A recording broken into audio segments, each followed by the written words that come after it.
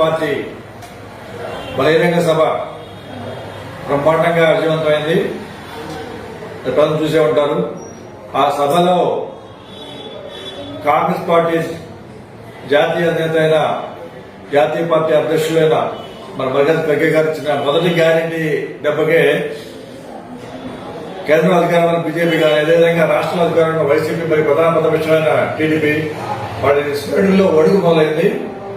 నాయకులు ఒడుగు మొదలు. ఎందుకంటే మొదటి గ్యారంటీతోనే మల్లికార్జున ఖర్గే గారు ప్రతి పేద కుటుంబానికి 5,000 ఇస్తామని గ్యారంటీ మొదలుగా ప్రకటించారు. ప్రతి పేద కుటుంబానికి 5,000 గ్యారంటీను కాంగ్రెస్ పార్టీ గ్యారంటీ చెప్పిందంటే అది అమలు చేసి చూపించింది. అది ప్రజలు తెలుసు.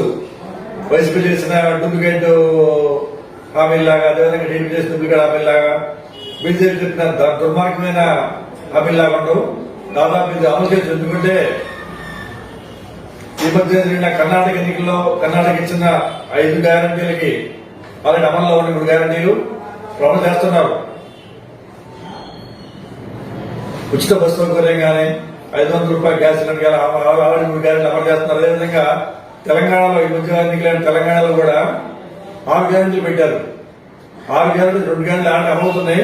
ఇంకా 2 గ్యారెంటీలు ఇవాళ 2 గంటల నుంచి అమలుతంగా ఉన్నాయి.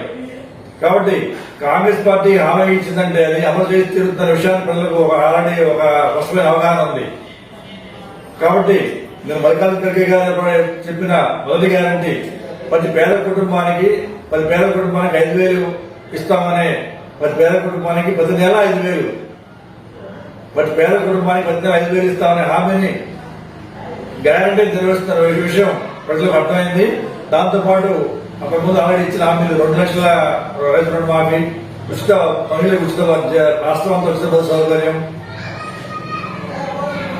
రాష్ట్ర ప్రత్యేక హోదా హామీ ఇలా హామీలతో పాటు ఈ ఎన్నికలు ప్రత్యేకంగా ఇచ్చిన మొదటి గ్యారంటీ అయిన ప్రతి పేద కుటుంబానికి 5,000 హామీ నెరవేరడం ఖాయం.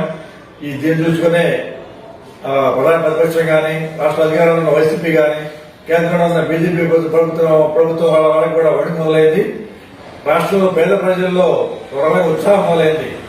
రాష్ట్రంలో కాంగ్రెస్ పార్టీ మాత్రం వాళ్ళ పేదల భావాలు అర్థం చేసుకుని వారికి కోరికలు ఇచ్చే అవకాశం తెలియజేస్తున్నారు. కాబట్టి రాబోయే ఎన్నికల్లో పేద ప్రజలు బడి భాగ్యంలో అందరూ కూడా రాష్ట్రంలో కేంద్రంలో 2 ఓట్లు పార్లమెంటు మరియు అసెంబ్లీకి కూడా కాంగ్రెస్ పార్టీకి ఓటు వేసి విజయంగా బోధిస్తారని, రాష్ట్రంలో కేంద్రంలో కాంగ్రెస్ పార్టీ తెస్తారని మేము